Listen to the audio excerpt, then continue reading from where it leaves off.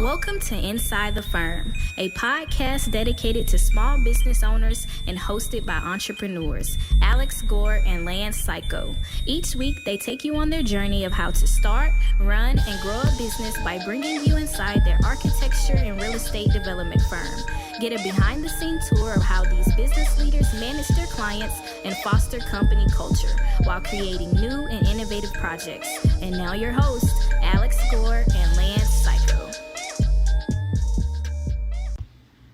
This episode was brought to you by ArcCat. As design and architecture demand increases toward pre-pandemic levels and beyond, how are you and your firm keeping up? ArcCat is here to help. ArcCat.com offers several free tools to help architecture and design firms like yours get work done faster. Use ArcCat's powerful search engine to find the right products for your projects and download BIM, CAD, and specifications right there on the same page without needing to pay or register. ArcCat.com also offers product videos, catalogs, green reports, product certification information, outline, and short form specification generation, and more.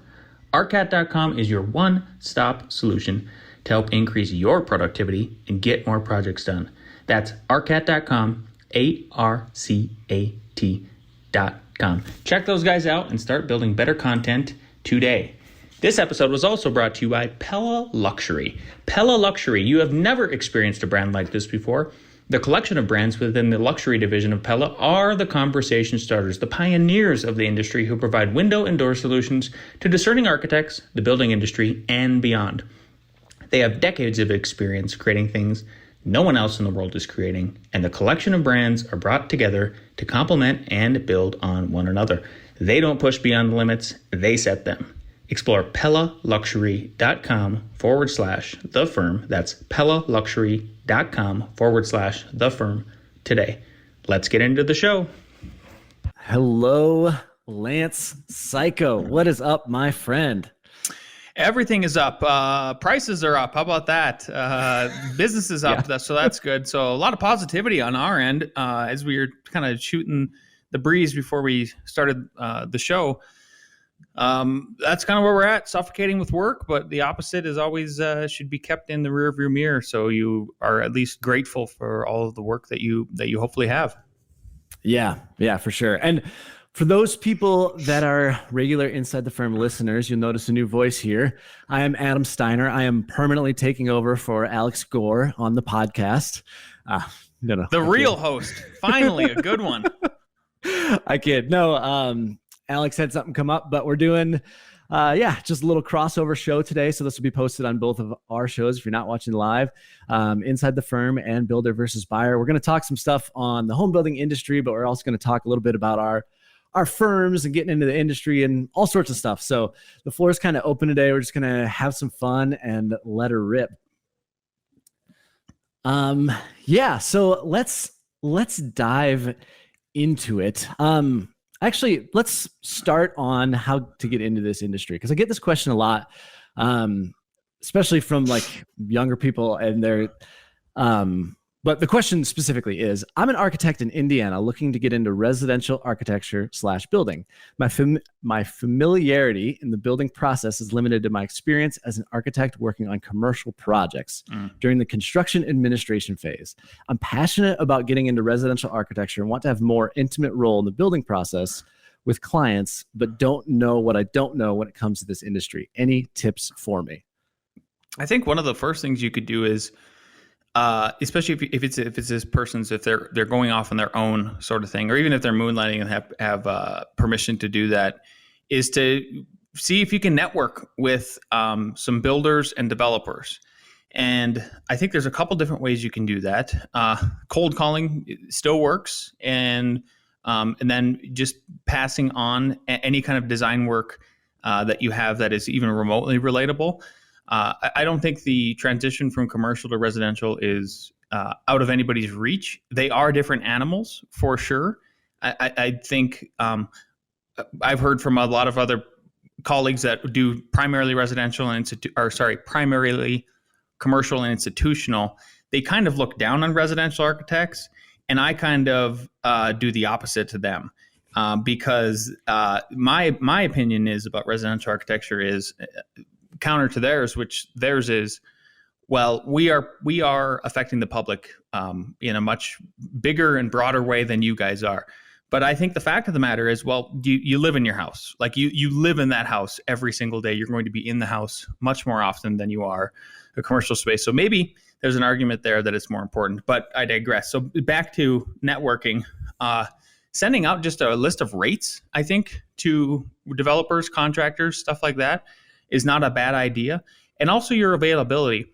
If one advantage I think you might have over somebody else who is already doing residential and has, like, let's say a folder like ours where there's potentially 150 to 200 active projects at one time, is I'm having to tell people that we can't start their project for a month, 2 months, 3 months. A lot of people are okay with that. Some people are not. But if you have a clean slate and you don't have any work, but just by you telling them and being available almost immediately might get you that work and those jobs. Yeah. So, going around, and then if you wanted to do in person, I would just have a sell sheet. And what I would have on that sell sheet, in addition to maybe a couple example projects, again, even if they're commercial, just be completely upfront with them and tell them that, hey, I don't have any residential experience, but I am a licensed architect, or unlicensed, it doesn't really matter, but I have this experience drawing up these other buildings, and I would be happy to, I would be interested in possibly taking on some of your residential work if you guys have overflow work. There's a lot like that can happen. Then the other one that maybe some people don't think about, which I think is still a very good idea, is if you get in touch with some other architects who are doing just residential work, and you offer your services up to them on a contractual basis, so they don't have to hire you as an employee with all the extra taxes and overhead that they incur. We have such a shortage right now, and such of people being able to provide those services residential wise, and we have such a labor shortage that this giant bevy of work that is available, because we're in a residential boom right now, because people are, for various reasons, right? They're moving from the coast inward, stuff like that, out of the big cities. And then people are refinancing because with the low interest rates and pulling out all kinds of equity and then doing their projects with cash. There's a huge opportunity there. So I would just not be afraid to pick up the phone, go pound the pavement a little bit, and offer yourself up. I think you wouldn't have any trouble if you're somewhat of a decent salesperson getting work in the residential world pretty easily. Yeah, I would agree. I think getting residential work right now is a little bit like shooting fish in a barrel. There's just not enough people drawing to really get stuff done. One thing I'd add too is, in talking to builders and other architects that are working in residential, just offer up drafting. Hey, I'll be the guy that takes the red lines. And that's not fun work. Nobody's putting that on Instagram, but it pays the bills, and you're going to learn a ton. They're going to send you all their CAD files, or Revit files, whatever they're working in. And you'll just get to see and dissect that. If you ask questions, they'll probably be nice and answer them. Like, there's just a lot of learning you can do in that. And then advertising wise, one thing I just thought of this is, there's no reason why you couldn't start advertising on a place like Thumbtack. We've used Thumbtack in the past. We actually haven't advertised on Thumbtack for about 6 months now, just because we don't have any, we don't want to hire and expand anybody, our firm, any bigger until maybe next May in 2022. We only try to do like one person per year, because it's a lot it's a lot of investment, money, time, everything, effort, patience to train somebody. So if you are comfortable just getting a Thumbtack listing up, then I would probably refer you back to one of our episodes. I think it was, if you just search Inside the Firm podcast, Thumbtack, we walk everybody through the best ways to use that platform to get work for yourself. So don't discount that either. I think, just like Adam was saying, it's like shooting fish in the barrel right now. I don't think you're going to have much trouble finding work. And then let's say you do get the work. I think getting the work honestly seems like the easiest part to me. The hardest part is for somebody like you who's coming from commercial to residential, is understanding what it takes to get through a residential project from the beginning all the way to permit, and then working with the clients. And it's a different animal, like I said. Maybe if you can identify a mentor, if you can identify if somebody is willing to help out another architect or designer and mentor you a little bit about best practices with residential, I think you're off to the races. Yeah, totally. I think to really work on inserting yourself in the feedback loop is really, really crucial too. Mm-hmm. So I spent most of my career as like a lead designer for a home builder. And now that I'm in my own firm, I'm so far from that feedback loop because I think, I've been doing this. I've been doing my new firm about 2 years now. And I know I don't have the perfect drawing set that goes to the field every time. I think what happens is most builders say, why call the drafter or architect? Let's just fix it now, move on, and not worry about it, not wait 2 weeks to get an updated drawing. By that point, it's not even worth it, right? But when I worked for a builder, all the site superintendents knew exactly where my desk was. And they would come into the office and say, hey, don't ever effing draw it like this again because this doesn't work. And so if you are doing your own firm, you need to go out of your way to get in touch. If you can go all the way down to the labor level or the trade partner, whoever the HVAC installer, electrician, framer, get in front of those people. I think that's huge, but also get in front of the builder. Say, okay, what did and didn't work about my plan? What can I do to get better? Like you need to do that to really build a sustainable business. Yeah, rip off the Band-Aid and just take it. Just take it. I know it's going to be painful and that's scary to it's a scary thought to even digest, but it is 100% crucial that you close that feedback loop. I just could not agree more. So whatever it takes to get there, you're just going to improve yourself 100%. And I think it's going to build a level of trust too with these builders that maybe you've earned the business from. That you're not going to be this black spectacle kind of architect or designer that thinks your plans are perfect and you're not blaming, quote unquote, the idiots in the field, and they're not. They are out there making everything happen, risking their lives every day because construction is one of the most dangerous industries there is to work in. It's just going to secure a lot of stuff for you. And then if you can do that and you've done it for a year or two, man, hopefully the referrals start coming back in. And then you're done advertising, you're done pounding the payment and all of those things. And for us, it took about a decade to really get those referrals to come in consistently. And that's probably why we haven't advertised for so long now. But man, those kind of referrals from a builder, then all of a sudden you're probably looking at maybe even raising fees or charging a premium for your services because hopefully you are either shortlisted down to maybe 3 architects that the builder is referring the client to, or just one. And that's one of the things that we've experienced as of late is, for instance, this we referred to this wealthy client in Boulder, wants to do a custom house, and he said, "I'm not even looking at another architect." We talked about fees right away. And he goes, "That's reasonable. Let's just make this happen." Yeah, it's a really, really great place to be. Mm-hmm. I've got one builder.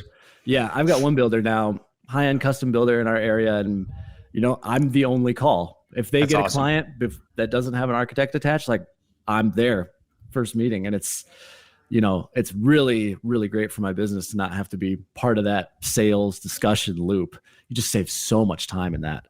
Mm-hmm. What have you guys learned?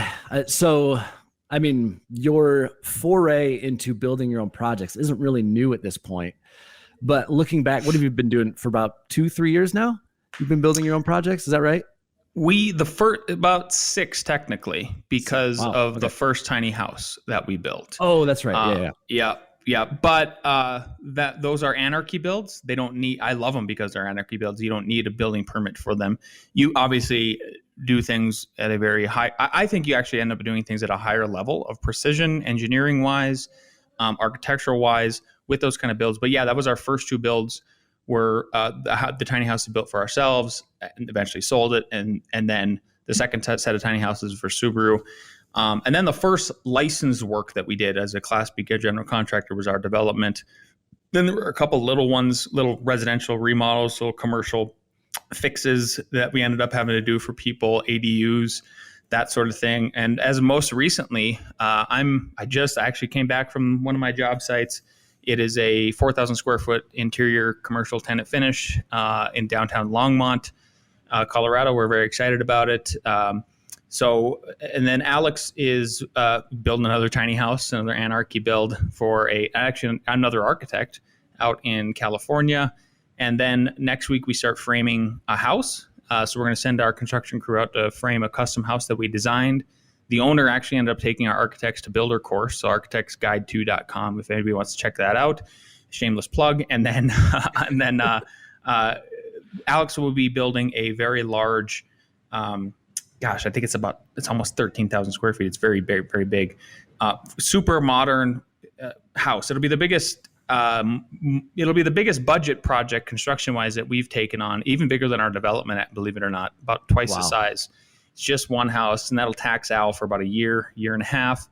That kind of rounds out, and then we have a few remodels here and there that we still do little remodels, like a bathroom remodel or several bathroom remodels, interior stuff for residential clients. It's filler work just to keep the crew, so there's always some backup stuff for them to do. That's smart. Do you find you're building most of your own projects, your architectural projects? No, not even close. A very, very small fraction. Yep. And even with that very small fraction, upstairs, just before I got back down here to podcast with you, staff was they scoffed when Alex and I said, yeah, we're 18 months out. And I go, no, that's real, guys. Like we can't, if somebody wanted to build a new house with us, we couldn't touch it for 18 months. And that's even with just only a small fraction of the projects we're flipping into architecture projects that we're flipping into construction projects. I think I mentioned earlier on the show, we typically have between 150 and 200 projects active, commercial, residential, it doesn't matter. In the firm, we have a staff of 10. There's an average of about 10 projects each person is kind of working on. So if you take, what is that? Two, just call it 3 divided by 150. Oops, I did times. I don't know. It's a very small fraction of what our architecture projects are. Through what is it exactly? 2%. So 2%, is all it's really taken us to keep this construction arm going and profitable. Interesting, man. Yeah, that's a lot of projects to handle. It is. Well, that the Revit template works, right? RevitRockship.com. Yeah. If you want to get your firm up to that level and make people super productive, what I think the building information modeling through Revit does, or ArchiCAD, I've never used ArchiCAD, but I hear it's very similar and very good in that respect, is it really turns a one man or one woman or person or whatever firm into being able to do, I think, the work of it from 2 to 4 people. Like that's how powerful I think it makes you. Because, you're drawing a wall in plan view and it's extruding it in elevation view. It's already kind of creating your elevations for you. Yeah. Yeah. I finally have gotten, I've got a buddy who I'm working with who's doing the construction docs for me on some, and he's doing it all in Revit. And I even transitioned one of his projects into like a full VR 3D walkthrough for a client. We did it all with Enscape. I know you guys use Enscape too, right? Yep. So full VR walkthrough is this monster house, and he's walking through every nook and cranny. It's just really, really cool. There's a lot that you could do nowadays, which I'm sure most of your audience is pretty familiar with that. But back to building. So transitioning here a little bit on budgeting. Personally, I feel like I don't really want to take anybody's money to design them a project they can't afford to build. Mm-hmm. I don't know that there's anything ethically wrong if they're the ones directing you to it and they direct themselves to a house that they can't afford. And if you've kind of laid out that for them in the sense, like if you preface them with, hey, here's how much I think it's going to cost to build this thing. You're already at the square footage. Are you comfortable with that? And they say, keep proceeding. Well, then exactly. Like, what else are you supposed to do? Yeah, right. But how do you get to the point where you're pretty confident in what that budget range is? Because they usually have an idea. But it's really hard, especially with the pandemic and everything. Like, prices on everything have drastically shifted in these last 2 years. Yeah. It's really, like, most builders I know have a hard time quoting pricing now because stuff is shifting on them so much. What strategies are you guys doing to like dial that in? We have I think one of the way our spreadsheet works for doing preliminary bids was based on percentages. So what I would do is concrete has stayed generally within range of where it was before pre-pandemic. Down here in Colorado, for instance, it costs us about $700 a cubic yard to place, pour, labor included, concrete, all said and done for a foundation. Out of my Revit model, I could extract that data, times the cubic yardage by 700, and then all of a sudden I have a number that I can play with. I can plug that number into my spreadsheet, and I have it set up so then it based on that number, there's another calculation that I do. It's like the reverse. Basically, foundations for us used to be about 13% of the construction budget.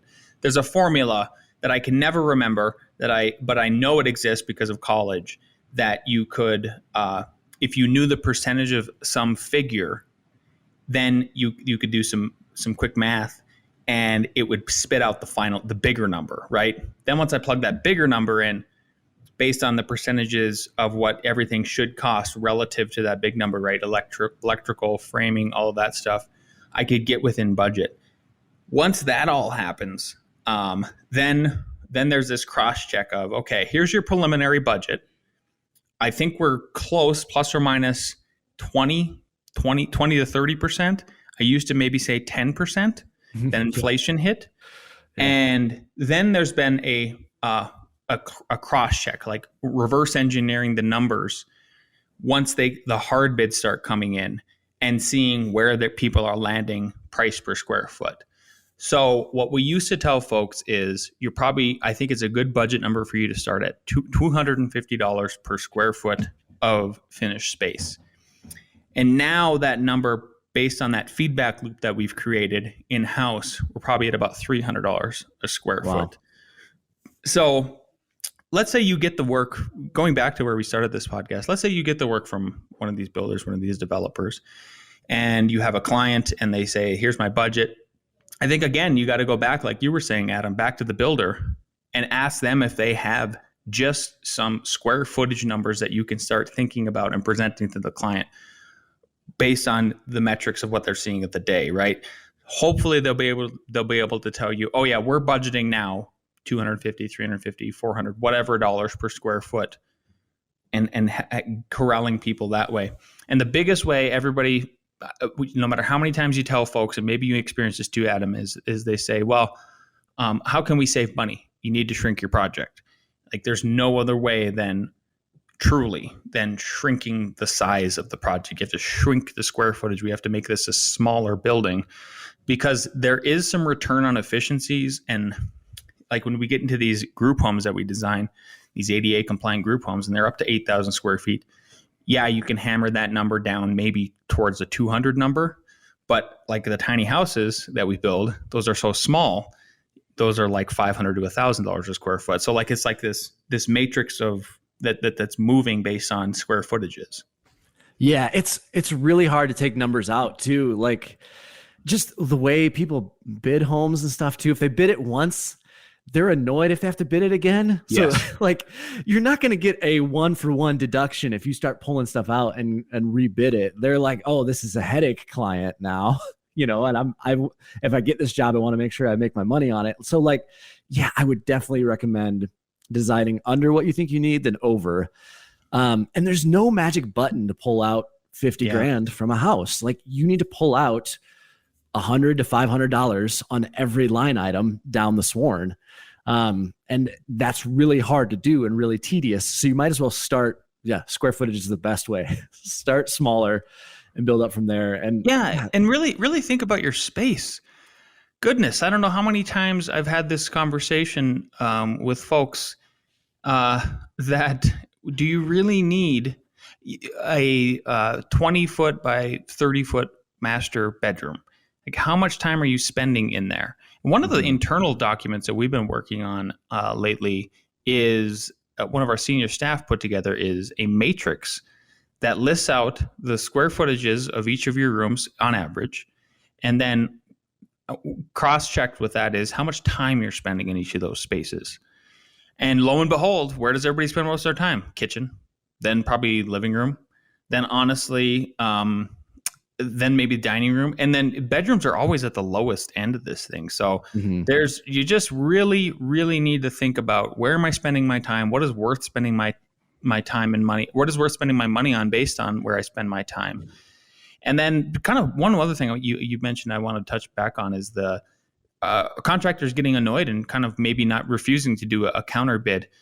This was a giant topic that I was going to talk with Alex today about, but I'm happy to talk about it with you, Adam. I don't know if you're seeing it, but especially residential contractors, and that is charging a fee to even bid on the project. That's where we're at in life now. Wow. And that's where the market is at. And so if you're an owner out there listening, or anybody who's thinking about building, or you're even on the opposite side of that and you're starting to see contractors starting to charge an upfront fee, that also, if you win the contract, it obviously gets rolled into your overall GC fee because you're doing that work. You would have to do that work anyway. I think it's the right thing to do at this point in the industry. From an owner standpoint, if you are bulking at, like, let's say they charge $5,000 to bid out your house, understand that is going to give them another level of commitment to you, right? So everybody has skin in the game at that point, and nobody feels like they're getting cheated. I don't think those contractors are going to do a half-assed job about getting you a quality bid put together. Some architects so this is in the entree architect community, there was this giant discussion this week about all of this. And lo and behold, like, I don't know understand how these architects don't understand how both hands talk to each other. What I'm getting at is, like, all day long they complain about getting paid less than the contractors, and the contractors end up controlling the process. And why are we making money like the contractors are? But then at the same time, they're bulking at the idea that these contractors, including me, are now charging an upfront fee to even bid. And it's like, maybe that's why. Maybe that's why that they're willing to, right at the beginning, put a stake and just a line in the sand and say, I am not working for free. And then you have a bunch of other architects and designers going, I'll work for free because I need the work, or I'm trying to earn more work and get things off the ground. Yeah. Yeah, that's a great point. So in my design, back to the budgeting question, like, I'm a really big fan of roping the builder in early. I'm not a fan of the system of hire architect to draw plans, get everything detailed out, and then let's send it to 5 to 10 builders and see what our numbers come back at. I just don't think you're going to get the best project because you don't know what you're looking at with numbers. The builders are annoyed because they can sense that you're talking to 5 to 10 other builders. And to your point, if they're charging fees to bid the house, you really want to be selective about who you're sending that to. So in most of my projects, I strongly encourage my client, if they came to me first, I say, hey, let's talk to builders. Let's get it in front of them, because I want to send that very first schematic over to the builder and say, hey, the client is thinking their budget is X. This is what I'm drawing for them. Are we close? Are we in the ballpark? Do you have any suggestions? And a lot of my builders are really creative and have great ideas. Like, I don't want to be the person that is like cutting them off, and not, because they're gonna give their input on the project either way, right? Yeah. Whether you finish it or you work with them through it, they're gonna start talking to the client and maybe want you to change the plan even after you're done. So I don't know. What kind of feedback are they giving you? Are they telling you what I just said about the square footage, or is it different stuff? I mean, I'm curious about this, because I'll tell, just maybe before you answer. Are you talking like price per square foot? Yeah. Like, I would love to hear what are maybe the top 3 things they tell you to save money, because I'll tell you, there's only one thing they ever tell me: reduce the square footage. Reduce the square footage. Interesting. Yeah. As a home designer, I was trained by a builder. So most of my home designs are very builder friendly. So I don't get too many comments of, oh, the spans here are X and we have to switch to this joist system, so that makes this exponentially more expensive than if you did this, this, and this. Like, I feel like I've got a lot of that stuff covered in my design. So yeah, I would say overall they're looking at square footage. Sometimes it's bump outs and things. If you cleaned up this section here, there's a lot going on and it's causing the roof line to have these extra valleys and things that, compiling costs and things like that. But yeah, I would agree. They're really looking at that square footage number now. Yeah.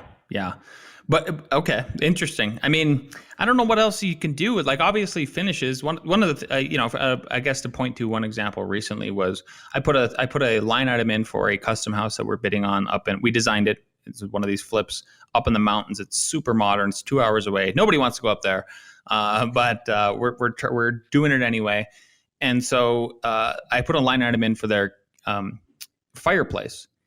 25,000. And this is one of these custom floor to ceiling. The ceilings are like 18 feet tall. So it's a lot of tile. Tile's expensive. There's a mantle. A mantle's expensive. Fireplace, the gas, the whole thing is very expensive. And I said, you guys don't have to do this. You guys can that's a line item we can just get rid of entirely. Like you could always put that in later. We can just stub a gas line in. Another one was maybe the kitchen. Kitchens, as everybody should know, there is a bottom level, but there's no upper level.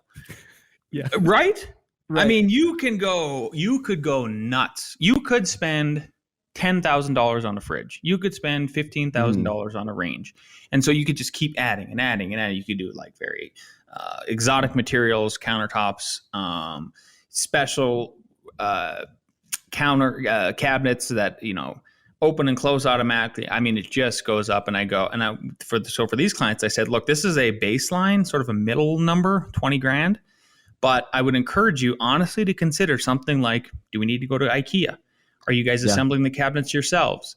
Stuff like that to reduce things. So there is also a finish. I think besides square footages, I would say if there was for me a 1, 2, 3, it would be square footages. Let's reduce as much as we can. Design the most efficient spaces possible, size-wise. Number 2, are there line items we can just get rid of that you can build later that you can live with? Because we even did that with my house. I didn't have a mantle on my fireplace until last year, and we built our house in 2015, 2016. Can you just eliminate stuff and live with a little bit more bare minimum? You just get you in the house. Save up some more money, tackle that. And then number 3 is reducing from high-end finishes to maybe mid or lower grade. Yeah. There's a lot of savings that can be had there. I think we'll do like one last topic here. And this is something that I don't talk about much, but I'm really curious your opinion on. And sure. I think it'd be fun to discuss just given our backgrounds. And I post on TikTok a lot, and I always get this question like, are you a licensed architect? What do you do? Are you even allowed to draw? Just all this stuff. And so I usually answer, I have a degree in engineering and yada, yada, yada. And that usually suffices. But the point being, like, if someone were senior in high school, wanted to get into home design, do you recommend the path? How has that served your career in becoming a fully licensed architect? The benefits, are there other routes? I'm curious your thoughts. If you knew at 18 that you just wanted to do houses, I wouldn't go to architecture school. I would do one of two things. I would either pound the pavement and get on the phone, and call as many builders or developers or even maybe some architecture firms and just say, I am looking to get in, I'll intern, and start at the very, very bottom level and get going. There's a lot of really good online courses at this point for you to teach you CAD, teach you Revit, teach you ArchiCAD, any kind of those platforms, Vectorworks. Lynda.com is a good one, right? And then I already plugged ours. Yeah. But I think that's one way. You don't need a license to practice residential architecture in most jurisdictions, and rightly so. Because there's a very low occupant load. You're already going to have to jump through all the code hoops and make sure that you're compliant. There's going to be multiple cross checks at the building department, in the field with the building officials, all of that kind of stuff. Even the builder's probably going to have some input on what you can and cannot do, and they're going to give you some standards or best practices. And then the other one would be a tech school. If you're just like, I got to at least have an associate's degree, there's still a lot of drafting opportunities out there for you to go to just a 2-year tech school, architectural drafting, estimating, And again, because of the labor shortage and the people not willing to work because we're just handing out checks to people, I think there's a huge opportunity for you to get in. If you have any sense of work ethic at this point in 2021, and you want to work and you value work and it means something to you personally, I don't think you're going to have any problems getting into the industry at all. This is really a golden time, I think, to start all kinds of different careers, despite all the doom and gloom you see from the corporate press.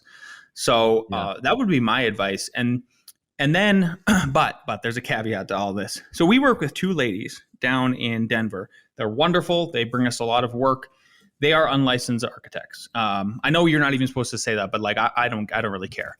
So unlicensed architects, they both have degrees in environmental design, and so from different universities, and it's basically everything you need to know to be an architect, education-wise, minus they didn't go to grad school to go get the professional degree and then to get licensed. So they'll never be licensed. You are going to be hamstrung a little bit with the kind of the questions you get, Adam, but it sounds like you have a really good answer back already. So you're just going to have to figure out what that answer is back to the general public, to potential clients, to builders. And if it was me, and this is what we did when we were unlicensed and we were just doing houses before we got into commercial, I went and looked up what an unlicensed designer can or cannot do in Colorado, and I memorized what they can do per the state codes. Because you should understand, and I don't mean you, Adam, but I mean the audience, you should understand, if you're listening to this and you want to go that route, that you need to be prepared with some kind of answer, and then that the general public truly thinks still somehow, I don't know how, they think you have to be a licensed architect to do residential, or that it's meaningful in some way. I think it's meaningful in the commercial and institutional realm, obviously, because that's a whole different level of occupant loads, and there's so many more people and lives that you affect. Just volume wise, not time wise, like we talked about earlier, where you're spending more time in your house. So be prepared with that sort of thing, and I think you'll be in good shape. And then the other thing too is, like, there are a lot more jurisdictions though that are requiring licensed architects to do houses. So your window is closing on that. So you just got to be aware. I think your window is closing in a sense in some places, but it's in very highly populated places like Denver, Boulder, the coasts, those sort of things where they're really starting to clamp down on they need licensed architects. And at some point, I don't know if we're ever going to be able to deregulate. I mean, once a law is passed, it never gets repealed, hardly, right? I mean, there's only a few times in like history that it's even happened. But I wouldn't, so that's kind of like, that's how I would tackle all of those things. Don't be intimidated. Just arm yourself with the right information. Yeah, it's an interesting spot for me in my career, because there's a portion of architects that will think and say only architects should ever be the ones to design anything that's built anywhere ever. And obviously by my career choices, I don't agree, but I feel like, because I have an engineering background, so I did an emphasis in structures. So basically, the steel and concrete design and all that stuff in school, which is fun.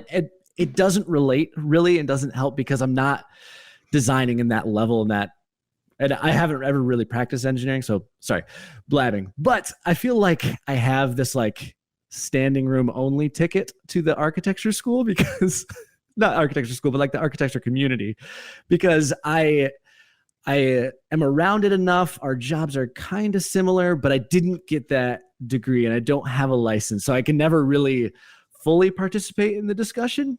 But so like, it's a weird place to be. I'm really, really, really thankful though that because I was debating on whether or not I would even wanted to do engineering in school. I'm really thankful I stuck it out, because I always have that to fall back on from a conversation point. So yeah, I think that helps a ton. But to your point, Lance, like if you didn't have a degree in anything, your portfolio is what matters, and your relationship with, like if you get a good relationship with a builder, like we're talking about, and they trust you to make a plan, nobody's going to care. It's surprising how few people care. And I've even said this on podcasts before. There's some of my clients that appreciate that I'm not an architect. Because there's exactly. I think that's a great point, Adam, is like, think about the opportunities that are out there for people who honestly don't want the architect. They don't want that attitude there. And there is a very, very big attitude that is prevalent in the architects. Exactly. It's like an entitlement with that, putting 3 letters behind your name and getting the license and all of that. And they think we are I'm 100% with you with that. So it's just like anything. There's always a double sword. There's always a double-edged sword with everybody, personality, professional wise, and then just the general public. So there's got to be some openings for people to work within. Yeah. The last thing I would say, though, is, and you touched on this a little bit, is there is a ceiling to what I can design. Mm-hmm. Like you said, some states I can't touch. Like if I get a project recommendation in California, it's just like, sorry, I can't. I'm not even going to try. So there's that. And then the commercial side, you get asked, and it'd be nice. I have some relationships now with local architects where they trust me, and I've done some drafting for them, which is cool. But you still, if you're undecided, you're not sure if you want to do commercial or residential, like there's no way to get around the stamp. And there's no way to replace that. The relationships and stuff help. And I'm not sad about the point my career's in, and I don't think that's really hurt me. But if you're looking to get into this, I would definitely consider that. Yeah. Again, it points back to the mentorship. So when we were on license, we just identified and found a couple mentors. They were licensed architects, and we just told them the truth. We said, look, we're just doing residential stuff, but every once in a while we do get somebody who just contacts us through another contact, and they want to do something where we can't perform it legally. Would you be okay with partnering? And we're happy to be a subcontractor basically underneath you. You oversee the work. We'll still perform most of the work under your guidance. That's sort of the workaround to do it. It keeps everything legal and kosher. And at the same time, in some cases, like Colorado, did you finish your it was civil engineering, right, Adam? My degree. Yeah. Exactly. So in some states, and again, this all comes back to you, the audience, looking up what you can and cannot do. If you were an engineer, by education wise, trade wise, doesn't matter which one it is. In Colorado, you can still become an architect. So don't sell yourself short. The requirements on hours that you need to perform under a licensed architect are much different. It's like 3 times as much hours, but you can still get there. So that, like, understand your path to licensure. And a lot of these states, it seems like I would never count California as a Western state at this point. It's a whole other country. But like in the Rocky Mountain region, or like the Midwest where it's still a bit rural, they're flexible with that kind of stuff, and they can make that happen for you. If you're playing the long game, think about this long game. Is if you were the 18-year-old person or whatever, or even if you were somebody like, again, who got this degree, some kind of engineering degree, if you're playing the long game and you're thinking about like, look, I love what I do and I'm okay with doing those extra hours under a licensed architect, I can still get there. So there's still paths to maneuver, in inroads you can make to get there. So you just got to really dig into it. Yeah. Good stuff, Lance. Yeah. Thanks for having me. Yeah. Well, I think we're going to wrap up here, but any final thoughts or comments before we get rolling?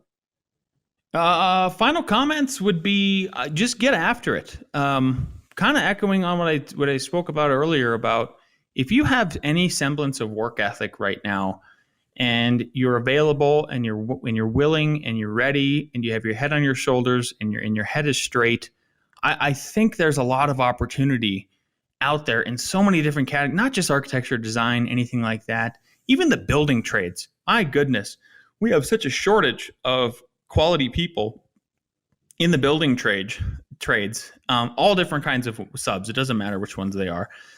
If you are willing to put in the effort and the work and get after it and play the long game, the world is still your oyster. I still believe the American dream is alive and well. It's just maybe you need to make a few sacrifices on your own. Stop buying the Starbucks every day. Start buying a can of Folgers and making your own coffee. Stuff like that. Yes, your dollar isn't worth as much as it used to be. Every single day they keep printing more money and stuff like that. But just get some, and then if there's any myths that you have in your head, one thing that I see often about people is like just buying their first house, and they're like, I don't have that kind of money. Well, do you even know what it takes to buy your first house? And they go, well, yeah, like 25% down. No, not at all. There's opportunities out there. If you just went out and actually talked with somebody, a realtor, somebody in finance, just put yourself out there, pull the Band-Aid off, rip it off, and ask them and just tell them the truth and say, look, here's where I'm at. I'm only making, X dollars per year. I really want to get into a house. How do we get there? There's programs where you put 0% down. Yeah. So all the inroads are still there in society. Just shut off the corporate press, get out of that doom and gloom, and start being optimistic. Yeah. Totally. Get out there, do stuff. Yeah. Get awesome, Lance. Well, thanks. You have an awesome weekend, and I'm sure we will talk soon. Sounds good, buddy. See ya.